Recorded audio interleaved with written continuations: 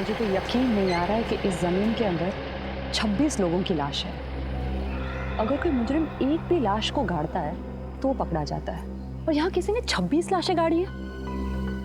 कोई भी जुर्म छुपता नहीं है डॉक्टर तारिका। इस अपराध से भी पर्दाफाश हो ही गया। उर्मीन मजदूरों को लेके जाओ, उनको बोलो उस तरफ खुदाई शुरू करें। आप लोग उस तरफ चलिए।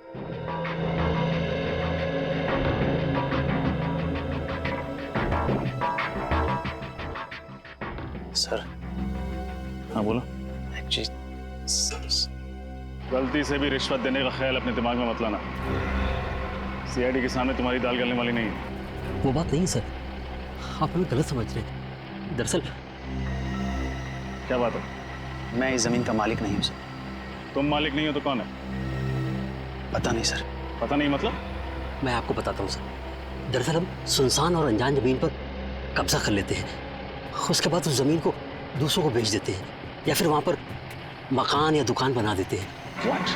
हाँ सर, हमें नहीं मालूम था सर इस ज़मीन पे कब्जा करने के बाद हमें मुनाफा के बदले जेल की सलाखें मिलेंगी सर।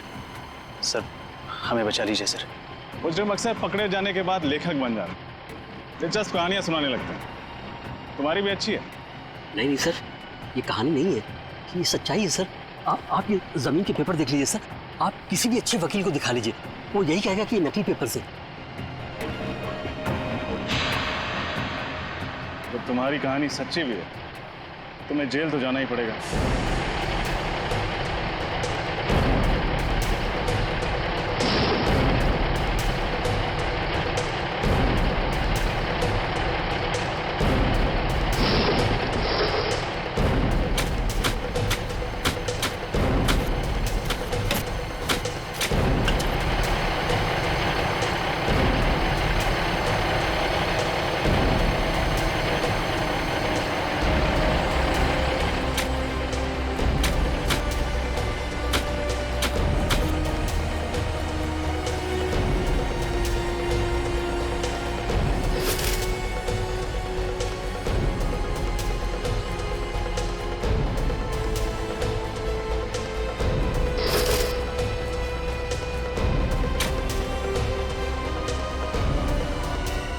मैडम, ये देखिए मैडम। कंकाल। सर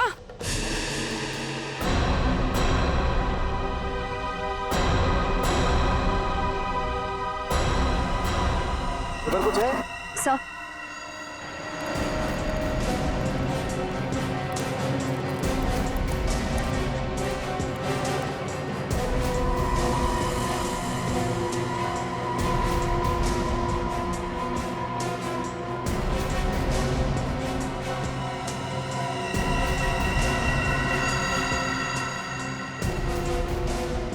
ये देखो, एक और बैग।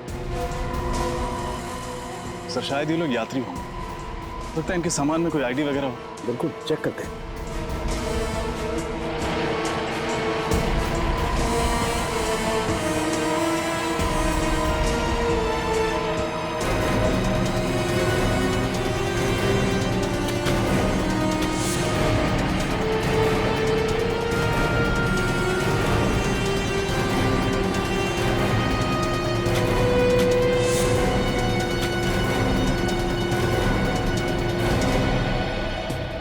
बैग में तो कुछ भी नहीं है, कोई आईडी वगैरह।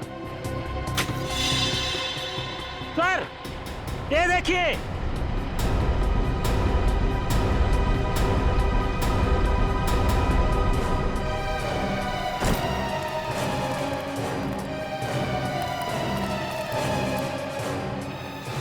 सर, ये देखिए नीम का पत्थर।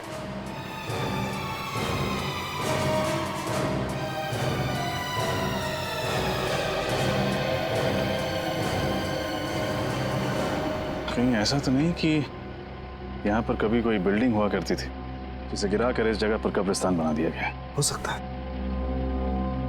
पता नहीं वो कौन सी मनहूस घड़ी थी जब हमने इस जमीन पे बुरी नजर डाली, लेने के देने पड़ गए। आप दोनों हमारे साथ ब्यूरो चलेंगे, आपसे पूछताछ करनी है। जमीनों के घोटाले करने के लिए तुम दोनों को गोल्ड मेडल देना चाहिए। Gold medal. जाने कितनी जमीनों पर गैर कानूनी कब्जा किया तुम लोगों ने, और कितने लोगों को वो जमीनें बेच भी दी। माफ कर दीजिए सर, गलती हो गई। अब हम ऐसी धांधलेबाजी फिर कभी नहीं करेंगे। अरे धांधलेबाजी तो तब करोगे ना जब जेल से छूटोगे। अब आइंदा हम धांधलेबाजी नहीं करेंगे। खज्जर फर्म्स के बारे में बताओ, किसके नाम पर है वो जमीन? बताओ जल्दी। हम सच कह रहे हैं सर, हमें कुछ भी नहीं मालूम। हम तो ऐसे ही जमीनों पे कब्जा कर लेते हैं जो लावारिस होती है। फिर भी कब्जा करने के पहले तुमने रजिस्ट्री ऑफिस से पता किया ही होगा ना कि ये जमीन किसके नाम पे? किया था, और रजिस्ट्री ऑफिस में कुछ महीने पहले आग लग गई थी, जिसकी वजह से इस जमीन के सारे डॉक्यूमेंट चल गए थे। हाँ सर, और जब हमें पता चला कि इस जमीन के आगे पीछे और कोई नहीं है, यहाँ तक कि इसके पेपर्स भी नहीं है, तो हमने तुरंत इसके ऊपर हक जमा लिया। सर, ये रही रजिस्ट्रेशन ऑफिस में लगी हुई आग की रिपोर्ट। आग लगी थी 6 जून 2003 और आग की वजह पेट्रोल। मतलब सर वो आग जानबूझकर लगाई गई थी, जमीन का इतिहास मिटाने के लिए? हाँ पूर्वी, जानबूझकर लगाई गई थी, क्योंकि खूनी जानता था कि एक न एक दिन वो सारे कंकाल जमीन के नीचे से ऊपर आएंगे। इसलिए अपने आप को बचाने के लिए उसने ये रास्ता ढूंढा था। ये पता लगाना चाहिए कि उस नींव के ऊपर वो जो कंक्रीट का कंस्ट्रक्शन मिला है ना, वो ढांचा, उस पर पहले क्या बना हुआ था।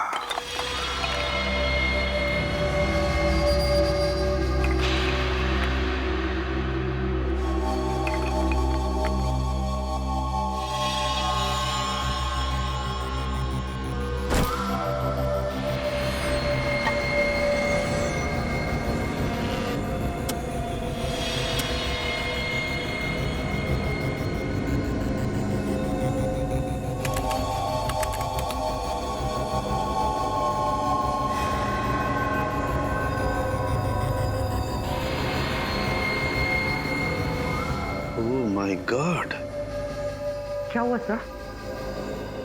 तारिका, ये हड्डी जरा गौर से देखो। ऐसा लगता है जैसे इस हड्डी को किसी ने आरी से या 100 चेन से काटने की कोशिश की है। सर मुझे तो ये खूनी बहुत बड़ा सरफिरा लगता है। कुछ लोगों के स्कल पे तो मुझे दांतों के निशान दिखे। ये देखिए, जैसे कि वो उनका सर ही चबाना चाहता हो।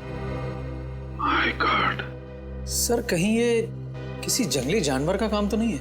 नहीं रोहन, ये किसी जंगली जानवर का काम नहीं हो सकता है, क्योंकि जानवर किसी को खाने के बाद उसे जमीन में गाड़ने की मेहनत नहीं करता। ये काम किसी इंसान का ही है। सर अब बस ये पता चल जाए कि इन सब की मौत कब हुई थी, तब जाके हम उस खूनी तक पहुंच सकते हैं। चल जाएगा तारिका, ये भी पता चल जाएगा उस माइक्रोस्कोपिक रेडियोग्राफी के जरिए। Microscopic radiography? सॉरी सर, पर क्या है ये? कभी सुना नहीं इसके बारे में। रोहन, ये एक ऐसा प्रोसेस है जिसके जरिए हम ये पता लगा सकते हैं कि इंसान की मौत कब हुई है। और ये देखो, जिस इंसान की ये हड्डी है उसकी मौत 7 से 10 साल पहले हुई है, यानी 2003 से 2006 के बीच में इस इंसान की मौत हुई है।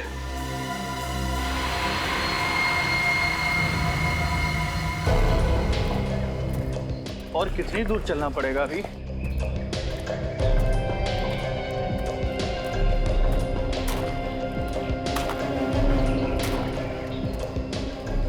क्या बच रहा है? सर मैंने किसी के चलने की आवाज सुनी।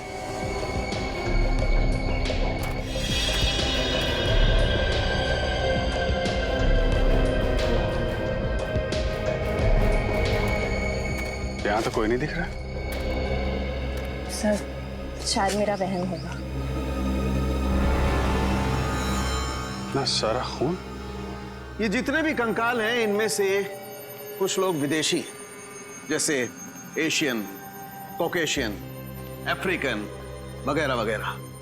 पर सर ये सब कैसे पता चलता है?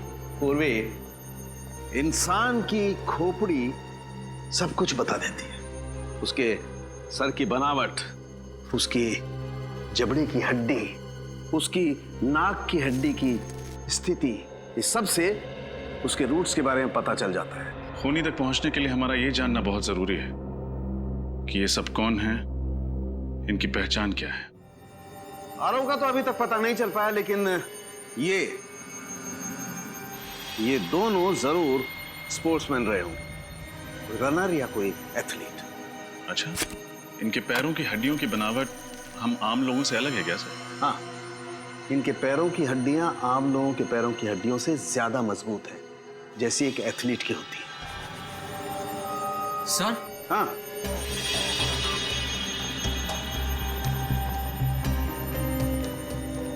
क्या हुआ? सर, इस लड़की के सामान में से ये मुझे कुछ बीज मिले हैं।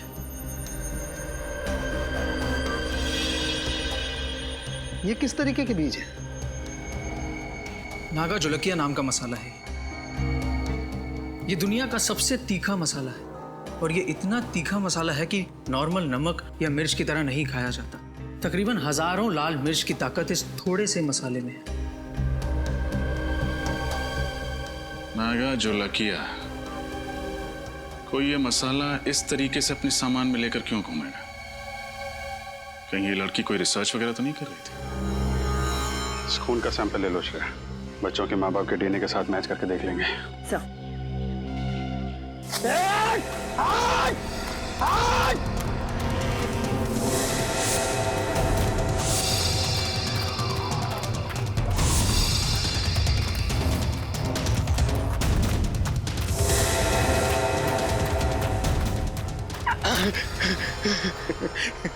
बहुत देर कर दी मेहरबान आते आते।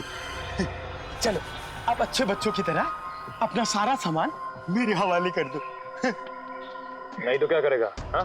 तो तुम्हारे छोटे छोटे टुकड़े करके कौन सी खाई में फेंकेंगे पता भी नहीं चलेगा किसी को। नहीं नहीं, प्लीज आप ऐसा मत करिए।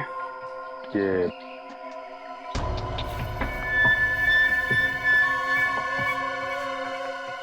सीढ़ी सीढ़ी और सामान चाहिए आप लोगों को? भाग रहे हो।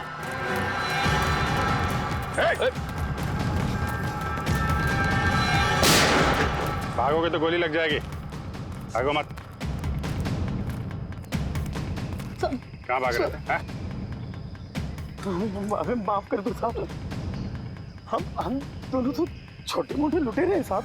मासूम लोगों को लूटते हो, बाद में उनको मार के फेंक देते हो। नहीं साहब, हम लुटेरे हैं, खूनी नहीं है साहब। हम लोगों ने किसी को नहीं मारा साहब। अच्छा, फिर ये 3 लड़के कहाँ हैं? क्या किया तुम लोगों ने इनके साथ? कुछ भी नहीं किया, उल्टा उन लोगों ने हम लोगों को मारा। तो उस पेड़ पे वो खून तुम्हारा है? वो खून तो इस वाले लड़के का साहब। मारपीट के दौरान थोड़ी सी चोट लगी थी साहब। किस तरफ गए वो लड़के? जेल की तरफ। जेल की तरफ? चलो दिखाओ। मैं होल्ड करता हूँ। हाँ, जल्दी बोलो।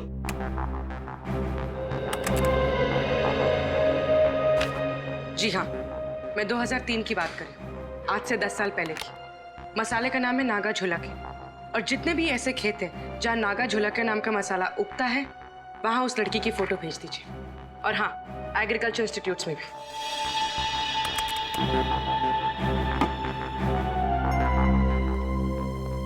सर, हमें जिन लोगों के कंकाल मिले हैं उनके गायब होने की रिपोर्ट अभी तक नहीं मिली है, और इनमें से कुछ लोग विदेशी भी हैं। पता नहीं उनके घर वालों ने उनके गायब होने की रिपोर्ट कहाँ पे लिखवाई है। हो सकता है ना फ्रेडी कि उनके घर वालों को पता ही नहीं था कि जब ये हादसा हुआ तब ये लोग इंडिया में ही थे। लेकिन एक खज्जर फार्म से ही पता चलेगा कि ये सारा चक्कर क्या है। सर, एक बात बड़ी अजीब है, खज्जर फार्म के आसपास दूर दूर तक कोई भी जंगली जानवर नहीं है, तो लोगों को मार कौन सकता है उनके मांस के लिए? सर, कहीं कोई आत्मा नरबक्षी तो नहीं है? वो चाहे कोई भी हो, फिर चाहे फ्रेडी, वो तुम्हारी आत्मा ही क्यों ना हो, अब नहीं बचेगा ये हमारे हाथों से।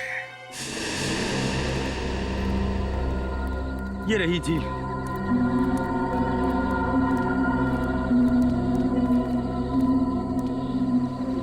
निखिल, झील के आसपास का एरिया अच्छी तरीके से चेक करो। देखो कुछ मिलता है क्या? सर साहब, हम लोग जा सकते हैं? तुम लोग जाओगे लेकिन सीधे जेल जाओगे। हाँ। खड़े रह।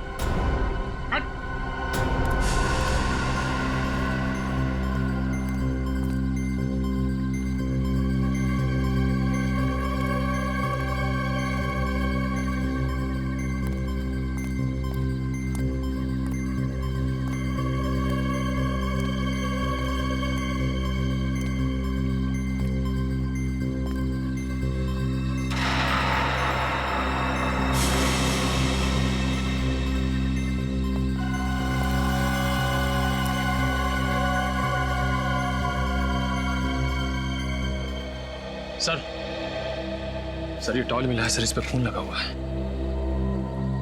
जरूर ये किसी घायल लड़के का ही होगा। काफी गहरी चोट लगी है उसे। इतनी जख्मी हालत में रात कहीं ना कहीं टेंट में गुजारी होगी। वो क्या बता रही थी आप? वो टेंट वाली जगह कितनी दूर है यहाँ से? बस यही पास में है। चलिए दिखाइए जरा। चल चल। यही वो जगह है। सर, ये टेंट तो मेरे दोस्तों की है सर। ये एक मिनट, ये रुकिए आप लोग।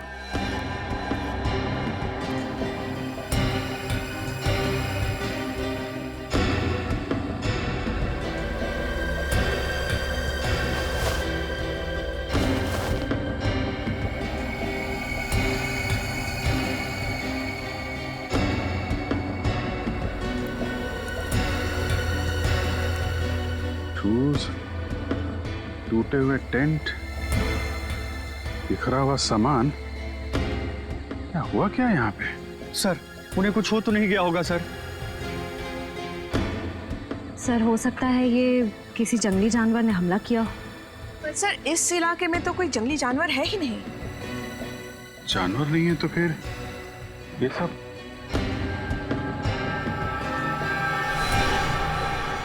ये क्या?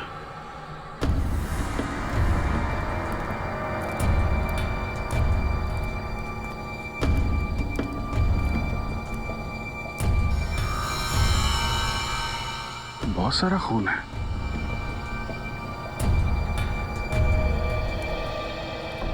अगर इसमें तुम लोगों का जरा भी हाथ हुआ ना तो तुम लोगों का वो अंजाम होगा कि तुम लोग सोच भी नहीं सकते। श्रेया, सबको जेल में डाल दो, ले जाओ। चलो चल।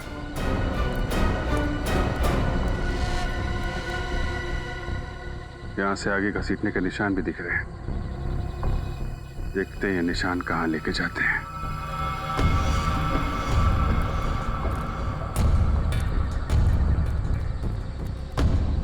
ये क्या चक्कर है?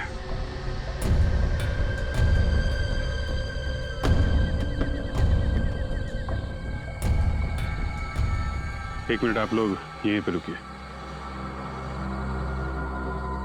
सर मिट्टी काफी ढीली लग रही है, ऐसा लग रहा है हाल फिलहाल में खुदाई हुई है। मामला गड़बड़ लग रहा है।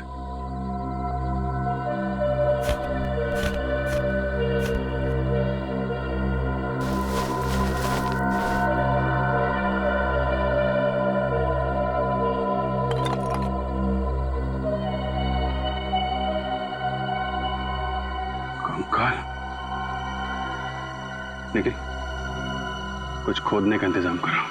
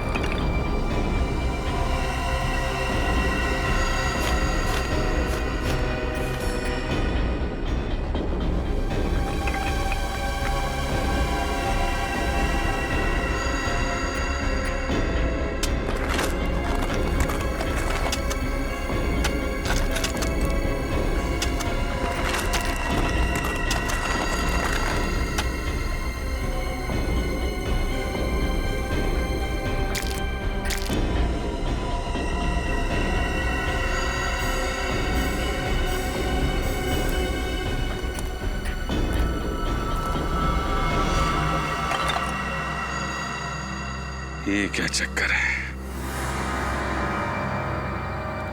1 2 3 4। ये जसवीर तो कह रहा था कि उसके 3 दोस्त गायब हैं। चौथा कहां से आ गया? हाँ सर, हमें 3 की तलाश थी और यहाँ चौथा भी आ गया। जसवीर, तुम्हारे तीनों दोस्तों के साथ में कोई और आदमी भी था क्या? नहीं सर, सर ये कंकाल क्या मेरे दोस्तों के हैं सर? बहुत जल्द पता चल जाएगा।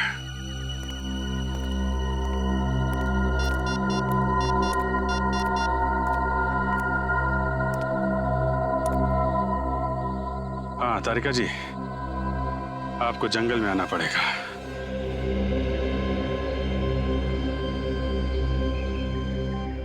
अभिजीत, इन सभी की मौत को ज्यादा दिन नहीं हुए, लेकिन ये वाला कंकाल बाकी 3 कंकालों से कुछ अलग कहानी बता रहा है। ये बात तो है डॉक्टर तारिका, ये कंकाल इन तीनों कंकाल से अलग तो है। इन सब की जो खोपड़ियों का साइज है वो लगभग आम इंसान जैसा है, लेकिन इसकी खोपड़ी का साइज इतना बड़ा। ये आम इंसान की तरह नहीं लग रहा है। डॉक्टर तारिका, इनकी मौत कैसे हुई होगी? श्रेया,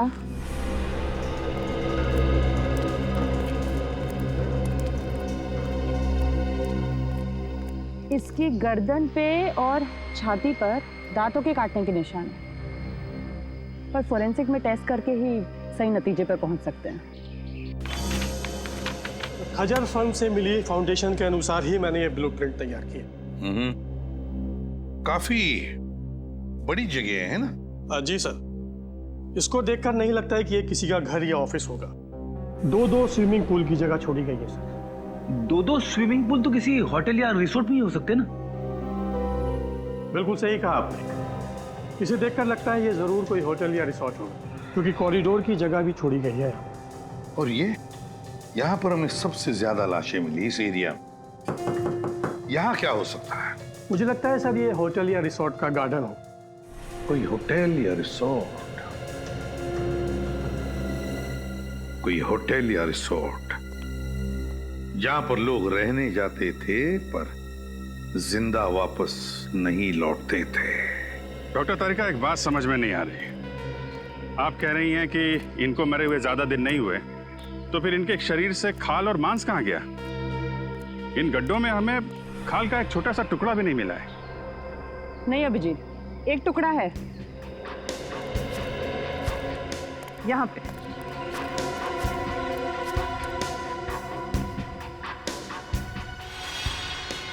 ये देखो,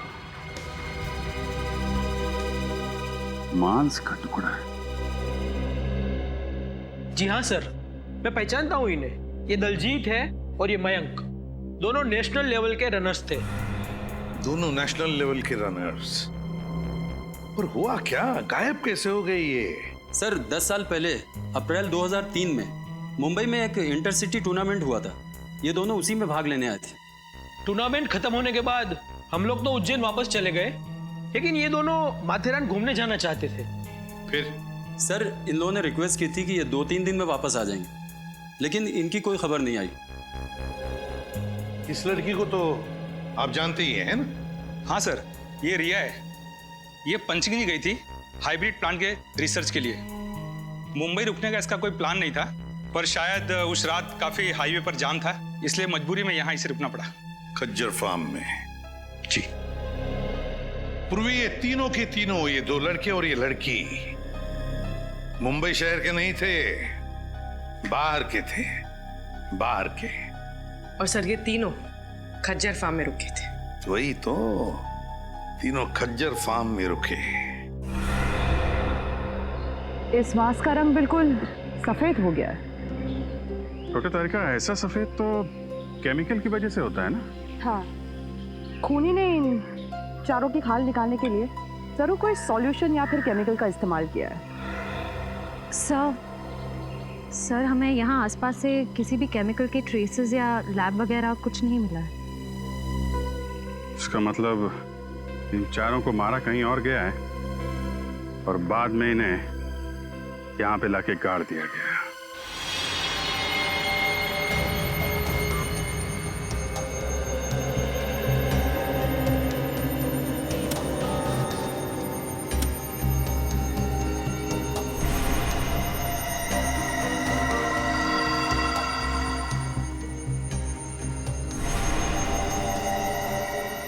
अब तक तो आप लोग इंसानों की लाश, इंसानों के कंकाल लाया करते थे, लेकिन इस बार आपने सारी हदें पार कर दी। क्यों लॉर्ड सर? ये कंकाल भी तो इंसानों के ही हैं। हाँ हैं। वो तीनों कंकाल इंसानों के हैं, लेकिन ये चौथा कंकाल जानते हो किसका है? किसका है sir? Pavilion man. Pavilion man? क्या मतलब? देखो, इंसान को इंसान बनने के लिए कई स्टेजेस से गुजरना पड़ा है, ये तो सबको मालूम है। ये पेलियन मैन इंसान बनने से पहले वाली स्टेज है। अरे बाप रे, ये तो बड़ा ही खतरनाक है। हाँ फ्रेडी, ये बहुत खतरनाक भी है और बहुत ही ज्यादा शक्तिशाली भी है। इन तीनों लड़कों को उस पेलियन मैन ने मार के खाया है, मार कर खाया है अपनी भूख मिटाने के लिए। तो ये जीव नरभक्षी होते हैं, मैन ईटर्स। हाँ पूर्वी, तभी तो इनके दांत हमारी तरह नहीं होते, बिल्कुल बड़े और नुकीले होते हैं। दिखाती हूँ।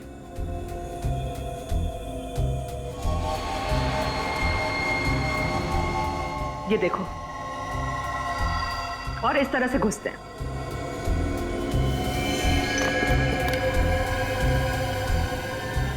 सर, हमें तो लगा था ये किसी जंगली जानवर का काम है। ऐसा भी कोई जीव हो सकता है, ये तो हमने सोचा ही नहीं था।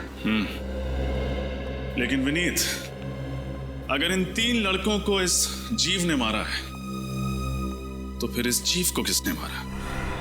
क्योंकि इसकी खाल भी बिल्कुल उसी तरह निकाली गई जिस तरह इन तीन लड़कों की निकाली गई थी।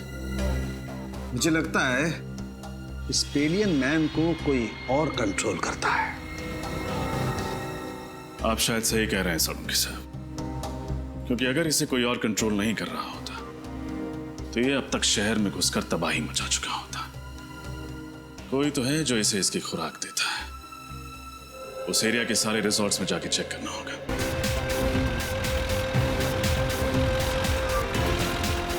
सर, ये रिसोर्ट और कितनी दूर है? बस थोड़ी देर में आ जाएगा। वो देखो।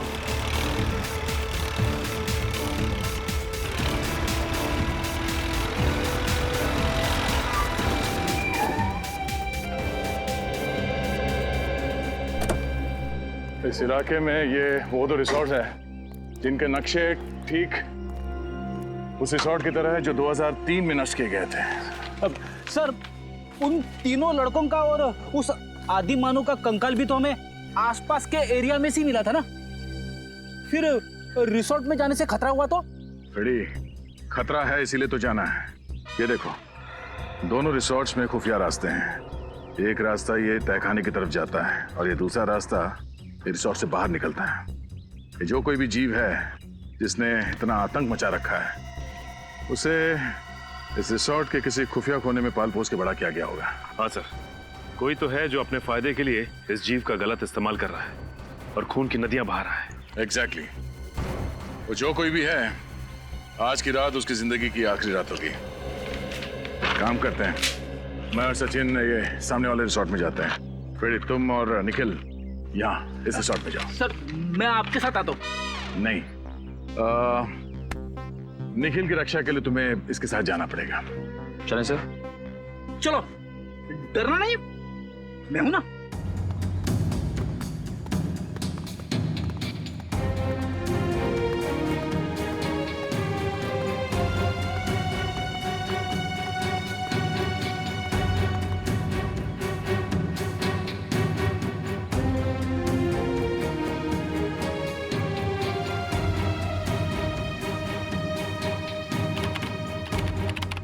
कमाल है, हमें तो लगा था उन तीन लड़कों के हादसों के बाद हमारा बिजनेस कुछ दिनों के लिए ठप हो जाएगा। वैसे आप लोगों को डर नहीं लग रहा ट्रैकिंग करने में? आप किस हादसे की बात कर रही है? हमने तो ऐसा कुछ सुना नहीं था। चलिए, अच्छी बात है कि आपने ऐसा कुछ भी नहीं सुना। वो कहते हैं ना, इग्नोरेंस इज ब्लेस। अच्छा, वैसे ये बताइए कि हम लोग अपने कमरे में खाना कब तक मंगवा सकते हैं? रात में 11 बजे तक। उसके बाद रिसेप्शन पे कोई नहीं रहता। वैसे चलिए, आइए।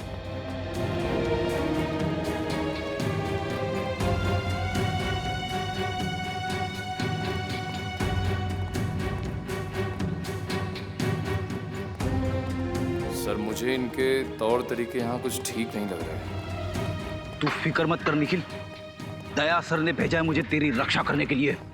मैं तेरी मूंछ का एक बाल भी बाका नहीं होने दूंगा।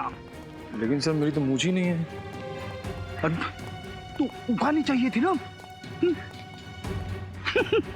अब ये भी मुझे समझाना पड़ेगा तुझे। अरे 11:30 चलो।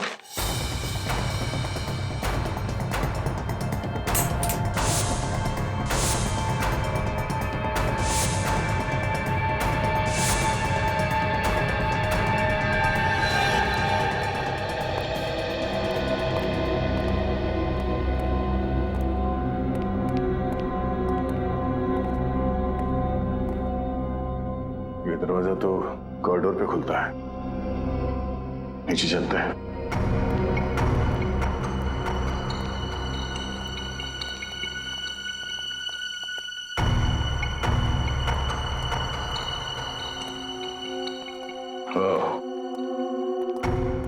लगता है ये खुफिया रास्ता है।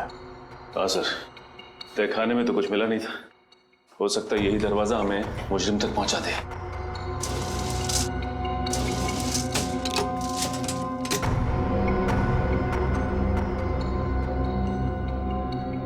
ये तो दरवाजे पे बुरी तरह से जंग लगी हुई है। ऐसा लगता है दरवाजा काफी साल से खुला ही नहीं है, किसी ने हाथ तक नहीं लगाया इसे। ये दरवाजा। आप लोग यहाँ क्या कर रहे हैं? हाँ वो पानी चाहिए था तो ढूंढते ढूंढते यहाँ आ गए। यहाँ पे? यहाँ पे नहीं, हम लोग रिसेप्शन की तरफ जा रहे थे, लेकिन रास्ता भूल गए। वैसे ये रास्ता कहाँ जाता है? कहीं नहीं, ये दरवाजा हमेशा बंद रहता है। इस रिसोर्ट में और भी कई दरवाजे हैं जो हमेशा बंद रहते हैं। ये रिसोर्ट तो भूल भुलैया है। आप लोग अपने कमरे में चलिए, मैं पानी लेके आता हूँ। सर अगर इस रिसोर्ट में कुछ नहीं है तो फिर जरूर अगले रिसोर्ट में कुछ होगा। इस फ्रेडी को फोन करके देखते हैं।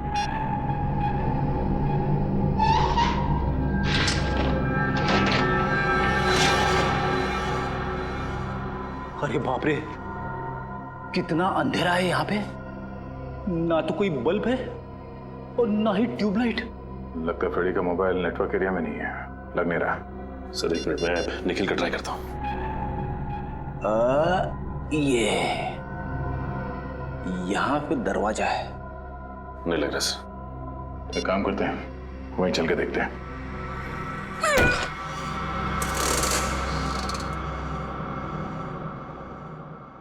अरे एक और खुफिया दरवाजा। हाँ सर।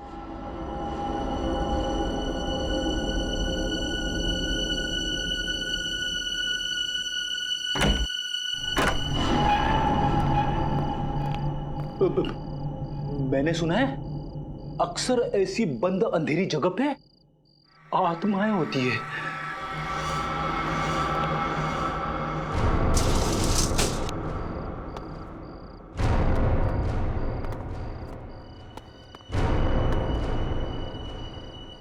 इतना सारा खून, खूनी आत्मा। सर खूनी आत्मा नहीं, नरबख्शी जीव। सर उन मुजरिमों ने उस नरबख्शी जीव को यहीं छुपा रखा है और अपने गुनाहों को अंजाम दे रहे हैं। ये चाकू, ये हड्डियां, ये खून, सर मुझे पूरा यकीन है वो नरबख्शी जीव यहीं पे है सर, यहीं पे। मगर है कौन वो जिसने इस नरभक्षी जीव को पाल के रखा है? उसे जरा भी डर नहीं लगा कि अगर इस नरभक्षी जीव ने उसे ही खा लिया तो? ये क्या है सर? रिसोर्ट के नक्शे के हिसाब से रिसोर्ट से बाहर जाने का ये खुफिया रास्ता है। सर दरवाजा तो खुला हुआ है। हाँ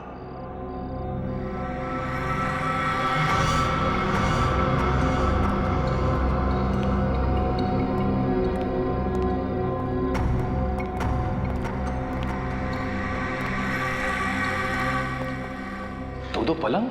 हाँ, दोनों पलंग पे चेन है उस नरभक्षी जीव को बांधने के लिए। एक जीव दो पलंग, अब ये नया क्या चक्कर है? ये कैसी आवाज है? किसी जानवर की आवाज लग रही है। सर दो पलंग, कहीं ऐसा तो नहीं यहाँ पे दो नरभक्षी जीव है? निखिल यहाँ से खिसक लेते हैं, आगे का इन्वेस्टिगेशन दया सर के साथ ही करेंगे। सर कुछ नहीं होगा आपको, मैं हूं ना। कौन है वहां पे?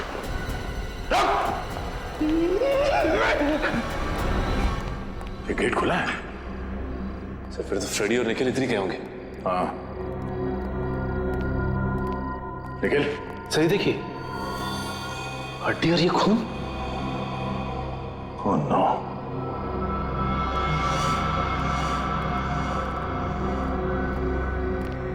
ये क्या? इसका मतलब है दो नरभक्षी जीव। लेकिन सर, एक की तो मौत हो गई थी। सचिन, निखिल और फ्रेडी की जान को भी खतरा है, जल्दी।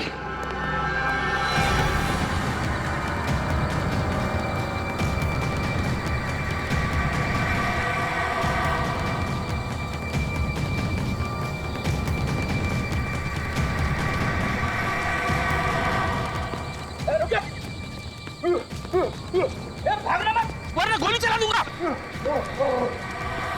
रुक।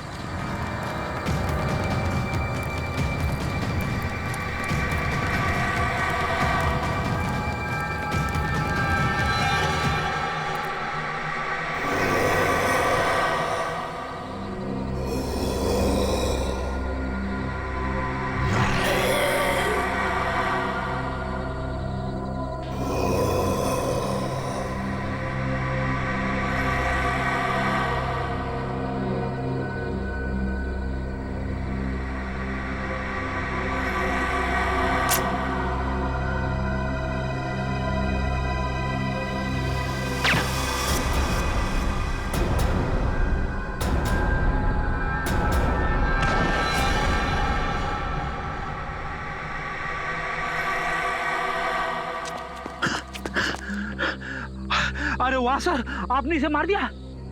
नहीं फ्रेडी, सिर्फ डार्ट से बेहोश किया इसे। अच्छा हुआ सर आप लोग आ गए, वरना आज मेरी वाइफ का सुहाग उजड़ने वाला था। हट जाओ तुम लोग, हट जाओ वहां से। लगता है इस जीव का मालिक मैदान में निकल ही आया। इसी वक्त का तो इंतजार था हमें। हट जाओ वहां से, हट जाओ वरना गोली चला दूंगी। अरे सर, ये तो दीपिका है। हट जाओ। गन नीचे करो। निकल जाओ यहाँ से। गन हटाओ, गन नीचे रखो। मैं कहती हूँ हट जाओ वरना गोली चला दूंगी। दीपिका गन नीचे करो। मैंने कहा हट जाओ यहाँ से। सचिन,